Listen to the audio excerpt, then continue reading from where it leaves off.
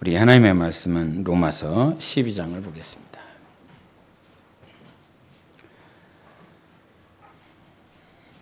로마서 12장 우리 1절을 보시겠습니다. 12장 1절 우리 다 같이 찾으셨으면 합독하시겠습니다. 12장 1절입니다. 시작. 그러므로 형제들아 내가 하나님의 모든 자비하심으로 너희를 권하노니 너희 몸을 하나님이 기뻐하시는 거룩한 산 제물로 드리라. 이는 너희가 드릴 영적 예배니라. 아멘. 오늘은 너무나 잘 아는 말씀을 같이 나누기를 원합니다. 여기서도 말씀을 이렇게 하신 것처럼 12장 1절의 시작이 그러므로 이렇게 시작을 합니다. 그러므로 결론을 내리고 말을 하는데 어떤 결론이었냐면 이 1장부터 11장까지 계속 오면서 예수님 얘기해요. 그리고 우리가 어떻게 의로워졌는지 얘기해요. 예수의 보혈로 예수의 피로 다에게 아담의 죄로 말미암아 영원히 죽어버렸었던 우리 예수님께서 살려주셨고 예수님 믿어서 우리는 의롭게 되었는데 우리는 항상 육신의 죄로 인해서 범죄하고 짓눌리고 있다. 그러나 그 가운데 살지 말고 하나님께서 생명의 법으로 해방시켜 주셨으니 그 법 가운데 살자. 근데 그 법이 이스라엘에서는 반대가 되었고 이스라엘에서는 배척이 되었지만 이것이 다 하나님의 뜻이었단다. 이스라엘이 배척하고 이스라엘이 대적했었던 것이 누구의 뜻이라고요? 하나님의 뜻이었다는 겁니다. 정말 셀 수 없는 이방인들이 하나님 앞에 돌아올 수 있도록 하나님께서 은혜를 끼쳐주셨다는 사실이죠. 그래서 이스라엘이 하나님께 접붙임 되었었는데 그들이 방종하고 불순종하고 그래서 그들의 가지가 꺾여버렸다. 근데 꺾인 이유가 뭔 줄 아냐? 니들 접붙임 시키려고 그런 것이다. 이런 말씀을 하시면 그렇게 하나님께서 접붙여 있었던 그 이스라엘도 하나님께서 꺾으셔갖고 세상 이방 가운데 흑암 가운데 정말 더러움 가운데 있었던 이방인 너희들을 붙여주셨는데 그런 너희들이 하나님 앞에 예수 그리스도를 대적하고 예수 그리스도를 떠나 산다면 그 하나님의 분노와 같은 그 진노가 어떡하겠느냐.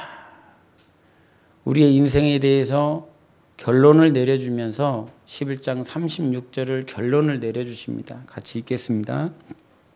시작. 이는 만물이 주에게서 나오고 주로 말미암고 주에게로 돌아감이라. 그에게 영광이 세세 있을지어다. 아멘. 헬라인이든 유대인이든 이방인이든 다 주님께로 와서 결국은 주님께로 돌아간다. 그러니까 12장 1절을 이렇게 말씀하십니다. 우리 어디서부터 왔다고요? 주님께로부터 온 사람들입니다. 주님께로부터 와서 결국은 어느 한 세대 한 세월을 살고 다시 나를 보내신 나를 지으신 주님께로 돌아갈 것입니다. 아멘. 하나님께 반드시 돌아갈 것입니다. 그러니까 어떻게 살라고 말씀하시는 것입니다. 같이 읽겠습니다. 12장 1절 시작. 그러므로 형제들아 내가 하나님의 모든 자비하심으로 너희를 권하노니 너희 몸을 하나님이 기뻐하시는 거룩한 산 제물로 드리라. 이는 너희가 드릴 영적 예배니라. 아멘. 그러니까 내가 모든 자비하심으로 너희를 지금 권면할게. 내가 너희들에게 모든 하나님의 자비하심으로 모든 자비하심으로 내가 너희에게 권할게.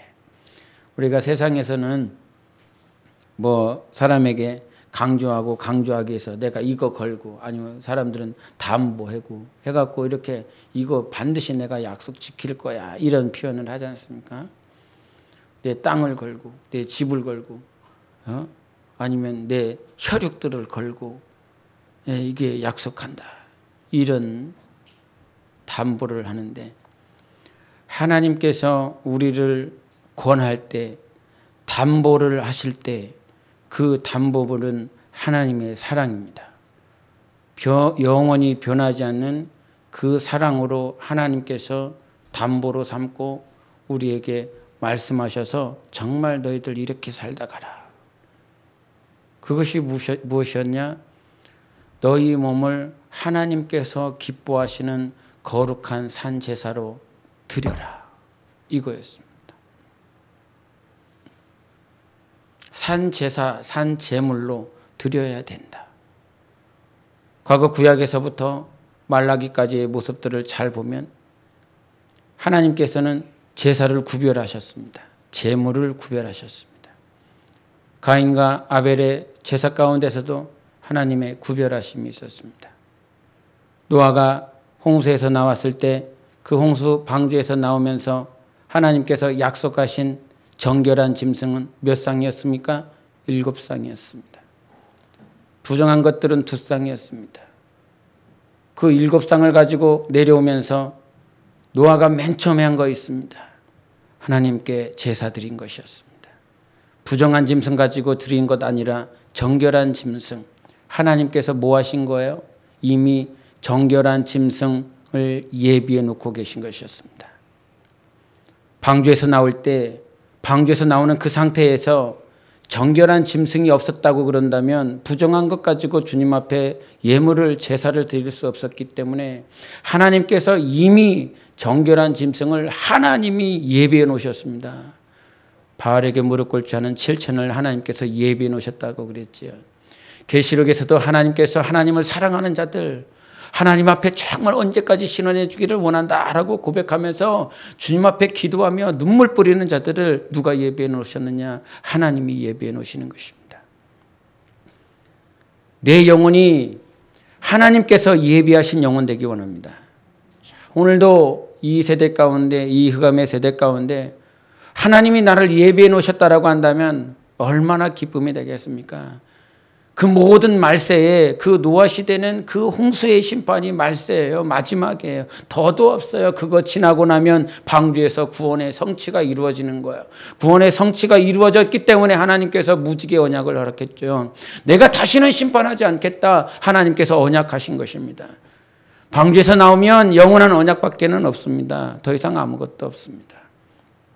하나님께서 그렇게 정결한 짐승을 예비해 놓으셨고 말라기 그 마지막 선지자가 오는 그 성관에도 말라기 1장에 계속 뭐라고 말씀하십니까? 병든 것, 저는 것, 냄새 나는 거 가져오지 마라. 나는 너희들을 받지 않겠다. 그런 심령으로 그런 것 가지고 나오는 자들 나는 문 닫아버리고 너희들의 죄를 절대로 받지 않겠다라고 말씀하셨지요. 구약의 모습이 무엇입니까? 하나님께서 제사를 구별해 놓고 계셨습니다. 하나님이 계속 구별해 나가셨습니다.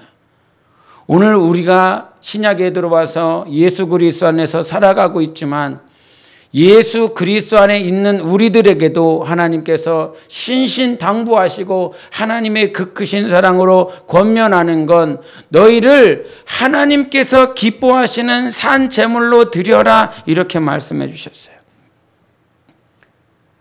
그럼 자, 제가 주일날인가 금요일날인가 기도하면서 하나님께서 이런 기도, 이런 회개를 시키셨어요. 하나님, 나 하나님을 기쁘시게 하지 못하는 것들을 회개합니다. 이런 기도를 시키셨습니다. 그냥 지나쳐버리고 한마디 내뱉어버리면 그냥 잊어버릴 기도 제목이었지만 하나님께서 내 안에 계신 성령님이 내가 지금 하나님을 기쁘시게 하지 못하는 삶을 혹여나 살았던 것, 살고 있는 것, 순간순간 지나쳐버리는 하나님과 상관없고 하나님을 기쁘시게 하지 못하는 그런 순간들 주님 회개합니다. 나 정말로 주님을 기쁘시게 하고 싶습니다. 이런 기도를 하면서 하나님 앞에 회개를 했습니다. 여러분 어떻게 하면 하나님을 기쁘시게 할까요? 어떻게 하면 하나님을 기쁘시게 할 수 있겠습니까? 오늘 정답 가르쳐 주고 있어요. 네 삶을, 네 몸을, 네 몸은 뭡니까? 단지 육신을 말하라는 것이 아니라 네 전부를 하나님께서 기뻐 받으실 만한 산 제물로, 살아있는 희생 제물로, 살아있는 제물입니다. 죽은 제물 아닙니다. 우리의 믿음이 살아있어야 되고요. 우리의 기쁨이 살아있어야 되고요. 우리의 영혼이 살아있어야 돼요. 항상 살아있는 제물로 드릴 때 하나님은 어떻게 하신다고요? 하나님은 기뻐하신다는 것입니다. 하나님이 기뻐하시는 거룩한 산 제물을 드려라. 이런 말씀하셨어요. 어떻게 하면 하나님 기쁘시게 할 수 있을까? 어떻게 하면 하나님 기쁘시게 하다가 주님 앞에 설 수 있을까? 여러분이 잘 아시는 것처럼 히브리서 11장 6절에 어떻게 하면 하나님 기뻐하십니까? 믿음이 있으면 기뻐하시지요. 내가 지금 정말 힘들고 괴로운데 지금 하나님 나와 함께 계시고요. 내가 정말 앞도 안 보이는데 하나님께서 나 지켜주시고 있고요. 내 남편 아니면 내 아내, 내 가정 힘들고 어려운데요. 지금 이 길이 하나님께서 나를 너무나 사랑하시고 우리 가정을 너무나 사랑하셔서 인도해 주시는 그 길입니다. 그 믿음으로 고백할 수 있다면 하나님은요, 기뻐하시겠다 말씀해 주셨어요. 지금 아마 지난주, 지지난주서부터 계속 이런 말씀을 하시는 것 같습니다. 믿음으로 살고 있니? 믿음으로 네 삶을, 네 가정을, 네 영혼의 삶을 살아가고 있니? 가정에서 믿음으로 살고 있냐? 직장에서 믿음으로 살고 있냐? 교회에서는 네가 처해 있는 그 환경 가운데서는 믿음으로 살아가고 있느냐? 무엇을 한다는 게 중요한 것이 아니라, 사역을 한다는 게 중요한 것이 아니라, 아니면 하나님의 일을 한다는 게 중요한 것이 아니라, 봉사하고 전도하고 찬양하고 수많은 하나님과 관련된 일을 한다는 것이 중요한 것이 아니라 그 안에서 믿음으로 살아가고 있냐? 이것들을 계속 주님이 체크해 주고 있습니다. 나는 정말 믿음으로 살아가고 있나? 광야에서요, 우리가 믿을 수 있는 건 하나님 한 분밖에 없었잖아요. 만나와 메추라기를 주는 그 만나와 메추라기를 의지해서 사는 것도 아니었고요. 반석의 물을 의지해서 사는 것도 아니었어요. 언제 이 광야를 지나서 언제 하나님께서 적과 꿀이 흐르는 땅에 도착할지 아무도 몰라요. 어느 길도 가는지도 몰라요. 한 번도 가본 일이 없어요. 지금 우리는 한 번도 가본 길이 아닌 그 길을 가고 있잖아요. 어디서 태어날지, 어디서 살지, 어디서 잠깐 머물지, 누구를 만날지, 누구와 결혼할지, 어떤 자식을 낳을지, 어떤 삶을 살아갈지 한 번도 걸어보지 않은 그 길을 지금 가고 있습니다. 한 번도 걸어보지 않은 그 광야를 걸어가고 있습니다. 그런데 그 광야 이미 주님이 걸어가셨습니다. 이미 나보다 먼저 걸어가 계셨고 걸어가 계시고 있고 그 걸어가시며 우리를 부르시고 있습니다.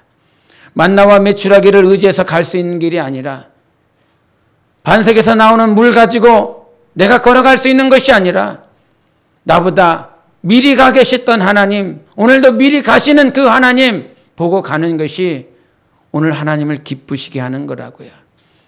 하나님을 기쁘시게 하고 싶습니다. 정말 평생에 그렇게 살다 가기를 원해요. 그래서 믿음이 없이는 하나님 기쁘시게 할 수 없습니다. 하나님 앞에 헌금 많이 드려서 하나님 기뻐하시지 않습니다. 영혼 전도 많이 하는 거 기뻐하시지 않습니다. 내가 먼저 믿음이 있기를 원하는 거예요. 하나님이 나와 함께하고 있다라고 하는 그 믿음이 있어야 되는 것입니다. 전도하는 거, 전도 자체를 하나님께서 기뻐하시지 않아요. 믿음 없이 사는 것, 믿음 없이 찬양하는 것, 믿음 없이 기도하는 것, 주님께서 사거리길에서 열심히 기도하고 있는 바리새인들, 율법사들 뭐라고 하십니까? 야 임마, 중언부언하지 마라. 입술로 두 손 들고 아무리 기도해도 중언부언하는 것들 사람만 기쁘게 하는 것이지 하나님과 전혀 상관없다. 이런 말씀해 주셨어요. 무엇을 하든 여러분, 지금 우리 교회의 선장이 하나님이신 거 믿으십니까? 여러분의 가정의 선장이 하나님이신 거 믿습니까? 잘 안 믿어지잖아요. 힘들고 어려우면 잘 안 믿어져요. 믿어보려고 하는데 잘 안 믿어져요. 내 가정의 주인이, 내 가정의 선장이 그 방주를 움직이시고 그 방주의 아라랏산에서 뜨게 하시고 결국은 아라랏산에 머물게 하시고 그 아라랏산에서 그 문을 다 통해서 짐승들 나오게 하시고 하나님께서 언약으로 무지개 보여주신 그 하나님이라고 하는 그 사실이 잘 안 믿겨져. 단지 노아 시대 때의 그 하나님, 아브라함 시대 때 그 하나님, 그 하나님인 것 같아. 오늘 그 하나님이 나의 하나님이십니다. 오늘 그 하나님이 우리의 하나님이십니다. 그래서 그 하나님께서 정말 내 삶 가운데 요구하시는 거, 나 정말 하나님 기쁘게 하고 싶은데 여러분 끝까지 믿음 가지고 사세요. 잘 안 믿어질 때도 있어요. 멀리 느껴질 때도 있어요. 그러나 하나님 함께 계십니다. 제가 지난 주일부터 오늘까지 무엇 때문에 괴로워했냐면 아이들을 어떻게 하면 잘 양육할 수 있을까? 근데 잘 양육한다는 건 뭘까요, 여러분? 어떻게 하면 잘 양육할 수 있습니까? 뭐 물어볼까요? 어떻게 하면 잘 양육할 수 있을까요?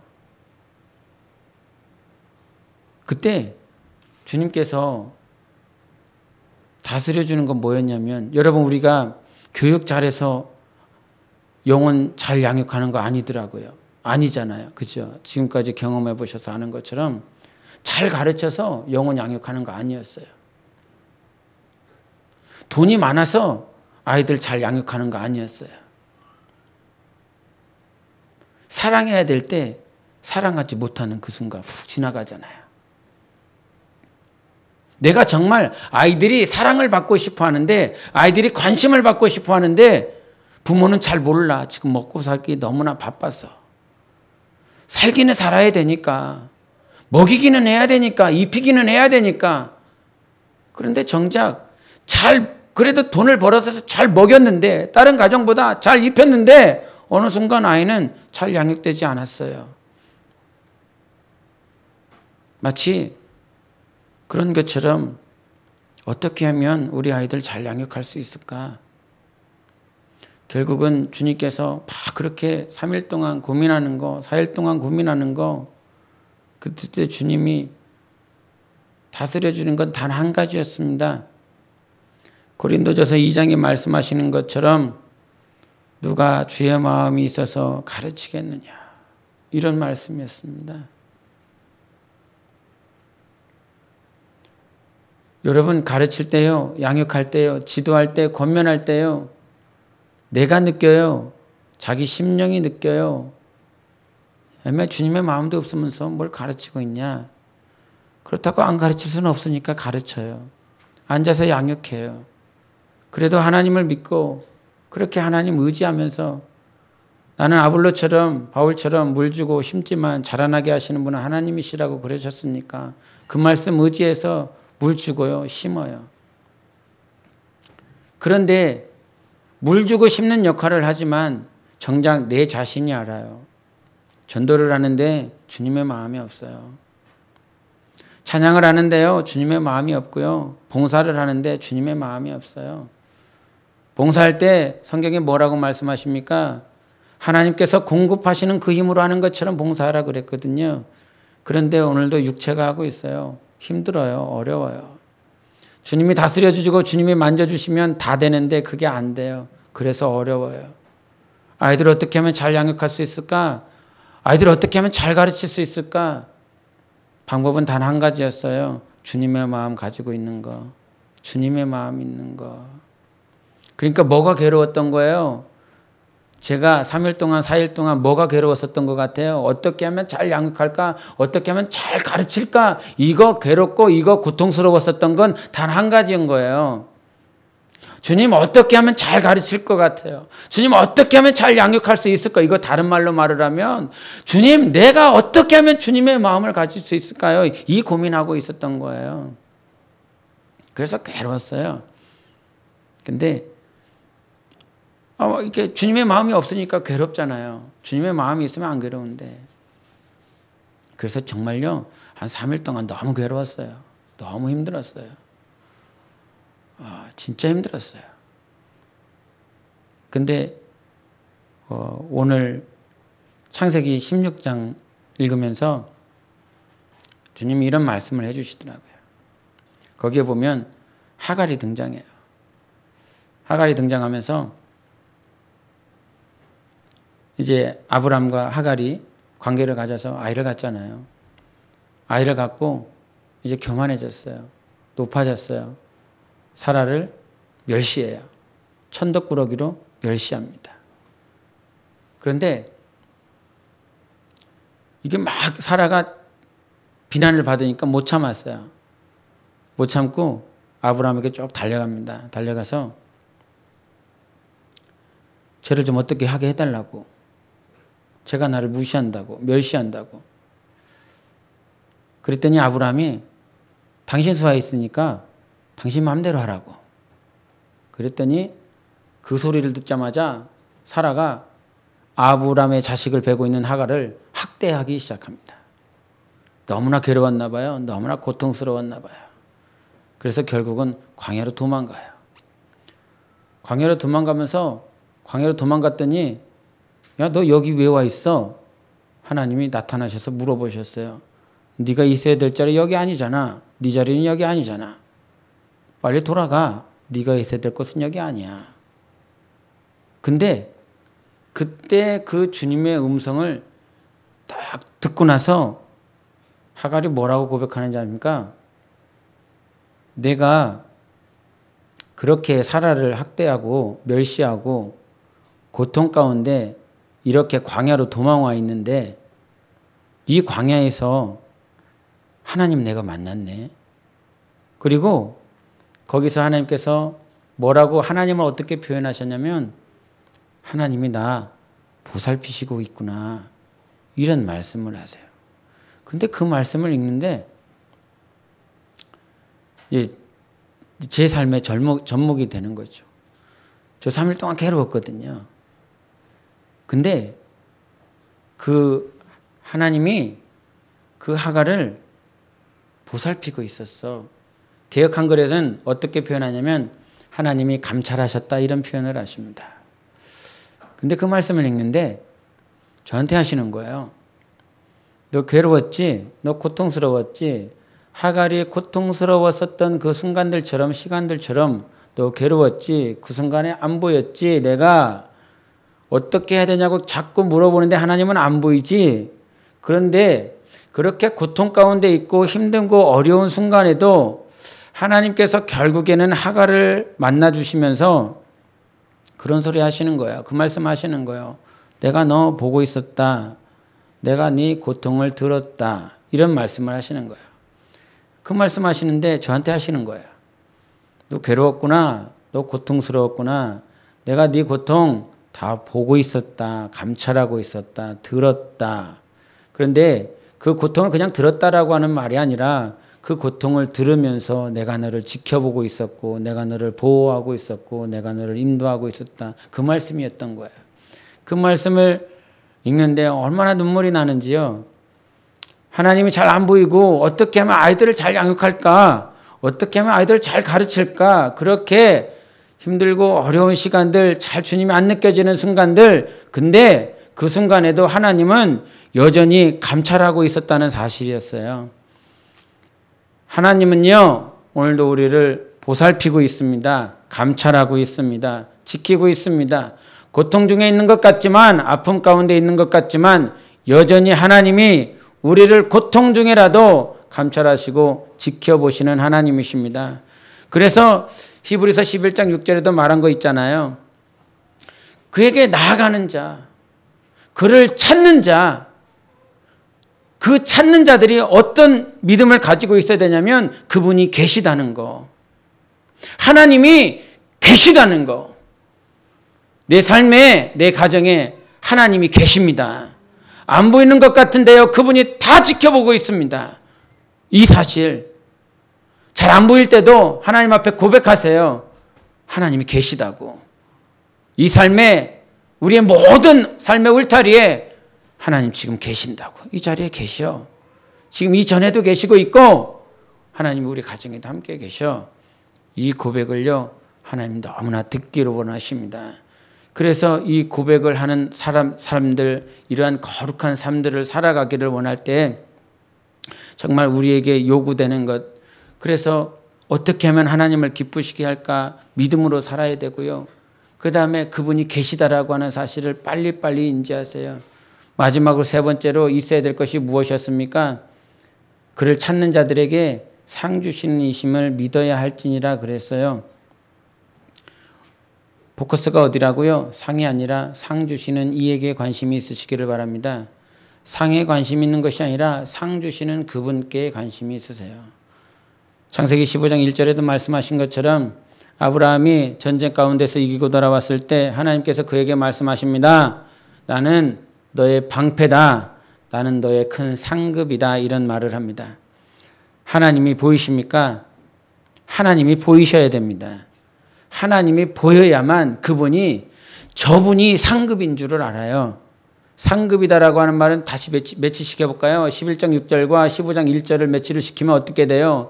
그분이 상 주시는 이신데 그분이 상인 거예요. 그분이 상 주시는 이시면서 동시에 내 영혼의 상급인 거야. 결국은 내가 무엇 받아야 되냐면 내가 상으로서 받아야 될 것은요. 상 주시는 일을 받아야 되는 것입니다. 상 주시는 일을 얻어야 되는 것입니다. 상이 아니라. 그래서 우리가 결국 이 신약에 오면서 많은 이들이 모든 인류가 보지 못한 건 무엇이었습니까? 예수님이었습니다. 예수님이 안 보였습니다. 그런데 보이는 건 있었어요. 예수님의 속옷이요. 통으로도 짜지 않은 그 속옷은 자기 눈에 보이기 때문에 그들이 제비 뽑아서 각각 나누어 가졌습니다. 예수님의 속옷은 뭐라고? 그 속옷은 제비 뽑아 나눠 가지면서 정작 하나님께서 우리에게 주시고자 하셨던 예수 그리스도는 안 보였을까? 예수 그리스도가 예수께서 입고 계신 그 속옷보다 못한 거였지요.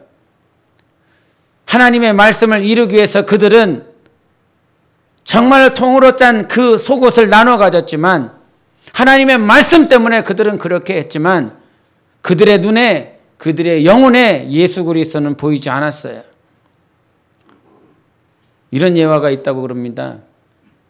할아버지하고 아들이 손자가 사는데 그 할아버지가 살고 있었던 그 마을에는 돌이 희귀한 돌이 많았대요. 근데 그 희귀한 돌이 얼마짜리인지를 몰라서 손자가 할아버지한테 할아버지 이 돌은 얼마나 돼요? 그랬더니 할아버지가 손자한테 그럼 이 돌 가지고 가서 시장에 가라. 시장에 갔더니 시장에 가면 사람들이 이거 얼마입니까 물어보면 그냥 손가락 2개를 올리면서 이렇게만 제스처를 취해라. 그래서 손자가 그 말대로 가서 그냥 2손가락 이렇게 올렸대요. 그래서 사람들이 물어보니까 2손가락 올렸더니 그 지나가는 사람이 $2 주고 갔대요. $2 얼마예요? 2,000원 정도 되지 않습니까? 2,000원 주고 갔대요. 그렇게 돌아와서 손자가 다시 한번 돌아왔기에 할아버지가 그러면 이번에는 이 돌을 가지고 박물관에 가봐라. 그랬더니 열심히 가져가서 박물관 사람이 나왔어요. 이거 얼마냐? 그랬더니 똑같이 2개의 손가락을 올렸대요. 그랬더니 $200 주면서 그것을 사갔답니다. 마지막으로 손자가 돌아와서 이제는 이 돌을 보석 가공하는 곳에 가져가라. 똑같이 손가락 2개 올려라. 그래서 가져갔대요. 가져갔더니 그 보석 가공하는 사람이 이거 얼마냐 물어봤더니 똑같이 2개를 올렸더니 20만 달러나 되냐? 그러면서 20만 달러를 주고 샀더랍니다. 20만 달러 얼마입니까? 한 2억 정도 되죠. 예? 2억이에요? 맞죠? 맞아요? 네. 2억이에요. 그 정도 됐대요. 여러분, 나는 가치가 얼마나 됩니까? 시장통에 가면 여러분 $2짜리 밖에 되지 않습니다. 박물관에 가면 $200짜리 밖에 되지 않지만 보석 가공하는 데 가면 여러분 20만 달러짜리가 된답니다. 하나님께서 우리 영혼 가공하고 계십니다. 하나님께서 우리를 2달러나 200달러짜리로 내버려 두지 않고요. 정말 가히 상상할 수 없는 가치로 우리를 만들어 놓고 계십니다. 그 하나님이 보이십니까? 그 하나님이 보여야, 눈이 열려야 정말 우리는 그분이 계시다라고 하는 것과 그분 앞에 서야 되겠다라고 하는 그 사고, 그 마음이 생기는 거죠. 주님이 안 보이면 하나님을 기쁘시게 하겠다라고 하는 그 감정, 그 생각 들지 않습니다. 내 눈이 열려야, 내 영혼이 열려야 하나님 기쁘시게 하면서 살아야 되겠다. 이 생각 드는 거죠. 근다천상 하나님의 역사하심이 있어야 내가 하나님을 기쁘시게 하겠다. 그런 거룩한 결단이 생깁니다. 하나님은요, 오늘도 우리를 단련하시고 가공하시는 데 있어서 그렇게 하나님께서 기뻐하시는 삶을 살기 위해선 하나님이 보여야 되고 예수 그리스도가 보여야 된다라고 하는 절대 조건이 필요해요. 하나님이 보여야만 하나님을 기쁘시게 하는 삶을 살아갈 수 있어요. 안 보이면 그렇게 살 수 없다고요, 여러분. 보이세요, 주님? 주님이 느껴지세요? 주님이 보여야 됩니다. 느껴져야 됩니다. 그래야 어떻게 하면 하나님을 기쁘시게 할까? 그거 하고 가는 거예요. 근데 하나님께서 하나님을 봄과 동시에 하나님께서 기뻐하는 게 있어요. 그냥 나는 이거 그냥 기뻐할 거야 라고 결정해 놓은 것들이 있어요. 하나님께서 영원전부터. 그것이 에베소에 나와 있는데 한번 에베소서를 보시겠습니다. 에베소서 1장을 보겠습니다.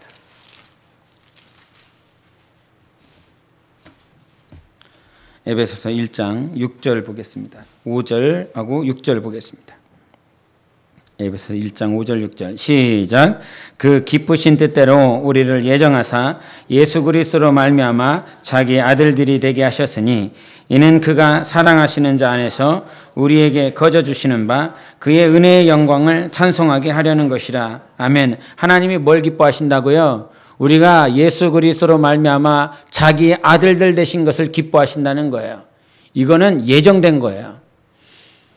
내가 하나님의 아들이면 하나님은 나를 보시며 항상 기뻐하시는 분이십니다.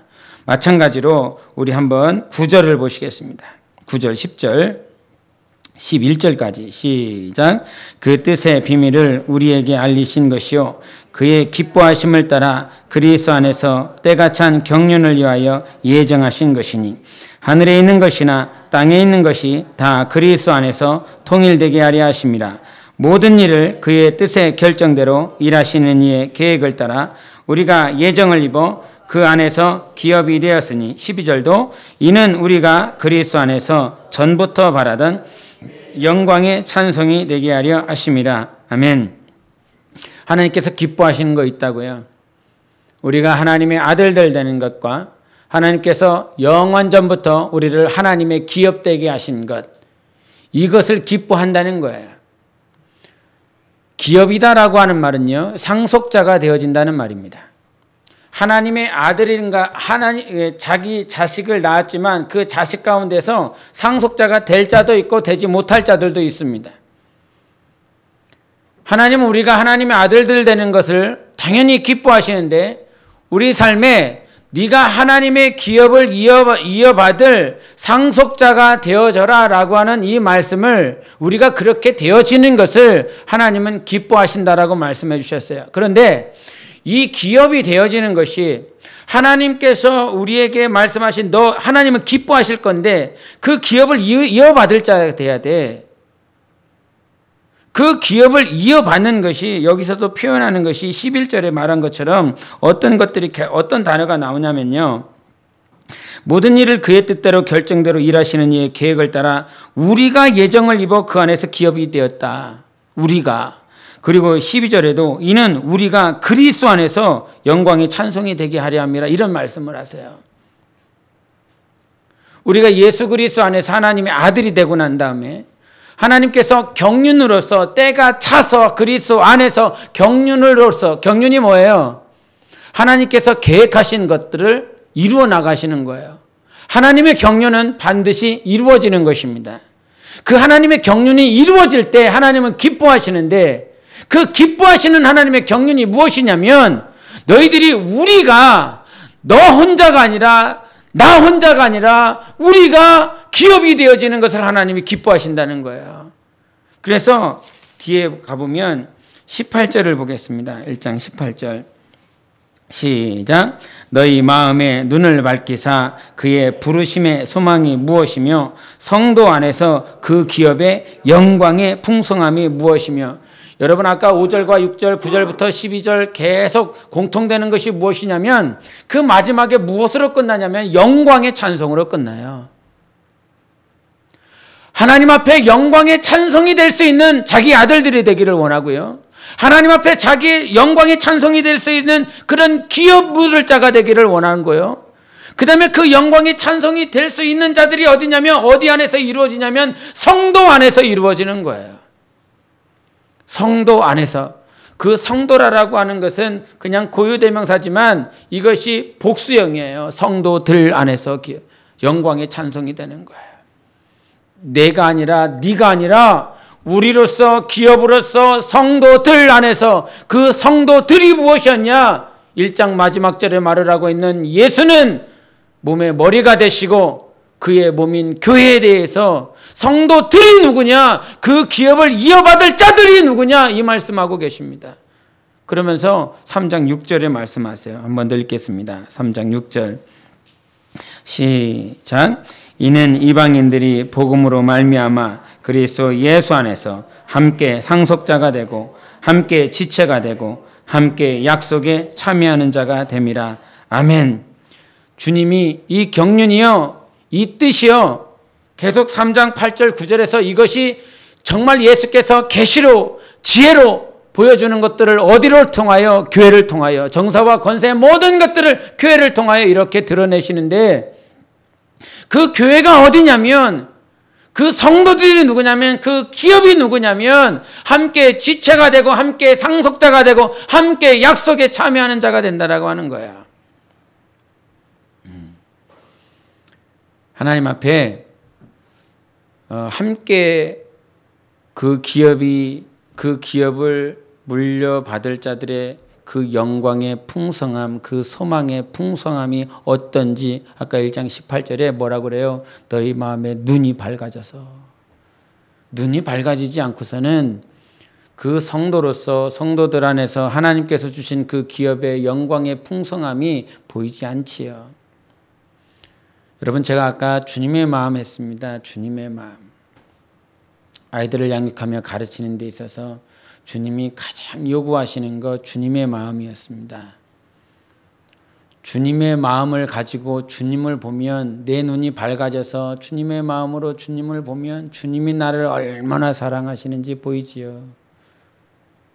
예수께서 십자가에서 못 박혀 죽으셨다라고 하는 그 단지 사실 때문에 주님을 보는 것이 아니라 요한복음 3장 16절에 하나님이 세상을 이처럼 사랑하사 독생자 주셨다라고 하는 그 주님의 마음으로 주님을 보면 주님이 나를 얼마나 사랑하셨고 주님이 나에게 얼마나 위대하시고 주님이 나에게 얼마나 보배로우신지 그렇게 보이지요. 마찬가지입니다. 주님의 마음이 우리 안에 있다라고 그런다면 우리 안에서 회복되어지는 것은 영혼을 향한 주님의 마음으로 영혼이 그렇게 귀하게 보일 수가 없습니다.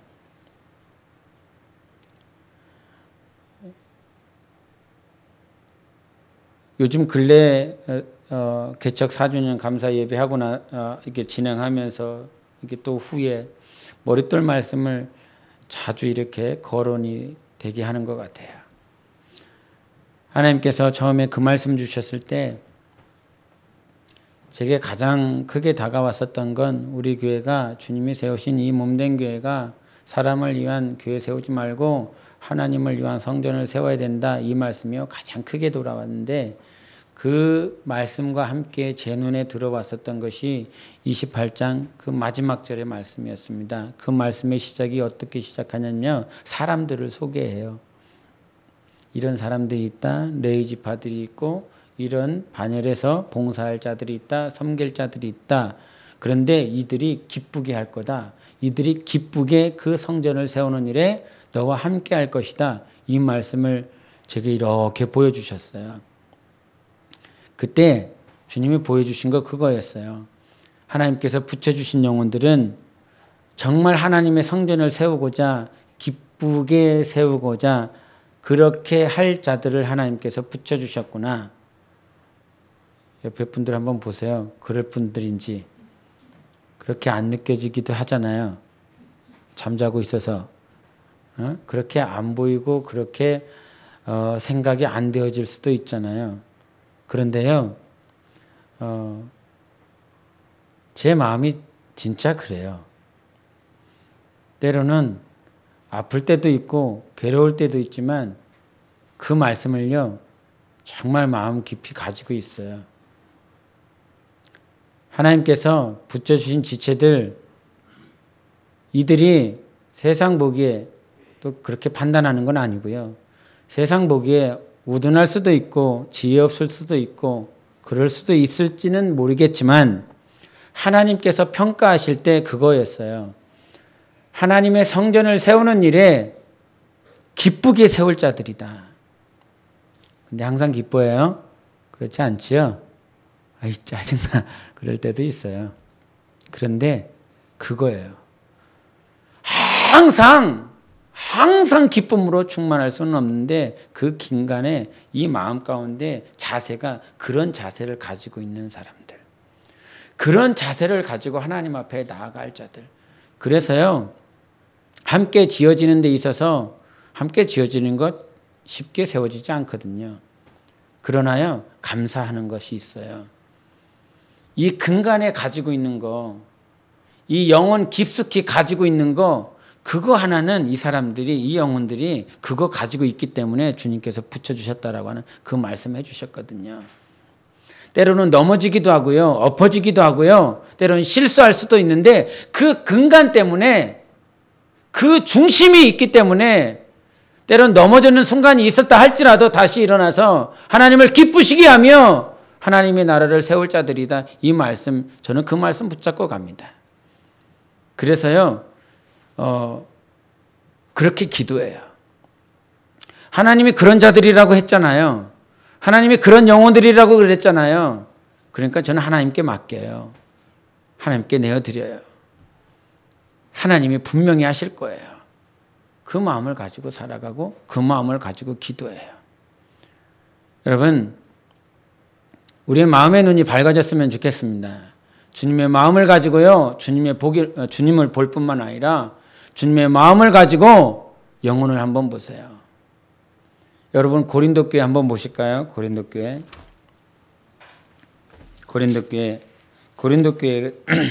우리 보시겠습니다. 우리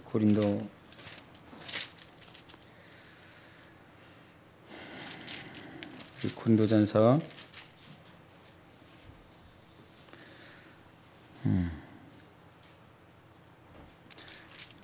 3장을 보시겠습니다. 우리 2장을 먼저 보실까요? 2장 16절 한번 보시고요. 2장 16절 같이 읽겠습니다. 시작. 누가 주의 마음을 알아서 주를 가르치겠느냐? 그러나 우리가 그리스도의 마음을 가졌느니라. 우리도 그리스도의 마음 갖기 원합니다. 우리 모두 그리스도의 마음이 있기를 원합니다.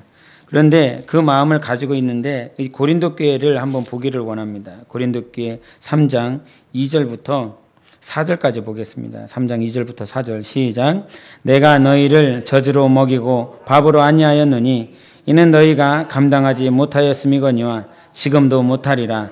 너희는 아직도 육신에 속한 자로 다 너희 가운데 시기와 분쟁이 있으니 어찌 육신에 속하여 사람을 따라 행함이 아니리요. 어떤 이는 말하되 나는 바울에게라 하고 다른 이는 나는 아볼로에게라 하니 너희가 육의 사람이 아니리요. 아멘.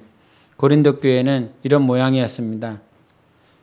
육신에 속하여서 너희 가운데 시기하고 분쟁하고 이런 모습들이 고린도 교회에 그대로 나타나 있다는 거예요.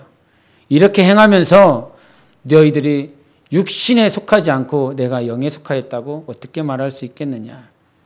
여러분, 시기하고 분쟁할 수 있겠지요. 그러나 주님을 기쁘시게 할 수 있는 유일한 방법이 있습니다. 살아있으면 돼요. 산 제물이 되면 돼요. 우리 안에 하나님께서 살아있는 자들에게 하나님께서 그 마음 부어주시는 거예요. 그래서 어떻게 하면 주님을 기쁘시게 할까? 단 한 가지, 주님의 마음을 여러분 구하시기를 바랍니다. 주님이 뭐라고 위로해 주셨냐면요, 너 내 마음이 없어서 괴로워하고 있구나, 이 말씀하셨어요. 너 내 마음이 없어서 힘들어하고 있구나, 내 마음이 없어서 고통스러워하고 있는 너를 보고 있었다, 이런 말씀해 주셨어요. 주님의 위로가 있기를 원합니다. 그리고 더불어 주님 앞에 간구하면서 정말 주님이 주시고자 하신 것이 무엇인지 주님의 마음이었다는 사실 놓치지 않고 살아가기를 원합니다. 여러분, 왜 괴롭습니까? 주님의 마음과 하나가 되지 못하기 때문에 괴로운 거거든요. 그것 때문에 고통스러운 거거든요. 그래서 눈물 뿌리고 그래서 회개하는 거거든요. 하나님, 나 하나님 기쁘시게 하고 싶습니다. 주님의 마음과 하나 되길 원합니다. 그런 삶으로 기도할 때 하나님께서 살피시고 보호하고 있음을 여러분이 인지하시고 믿음으로 승리하시기를 바랍니다. 우리 함께 이 시간 기도하기 원합니다. 하나님, 나 하나님 기쁘시게 하고 싶습니다. 오늘도 주의 성령으로 인도주시고 주님의 마음을 부어주세요.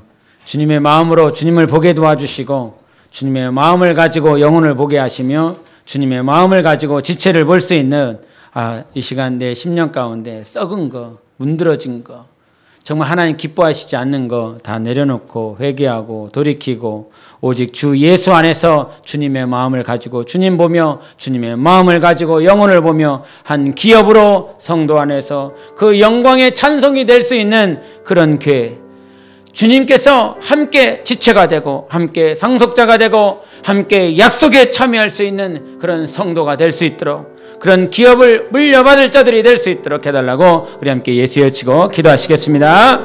예수여.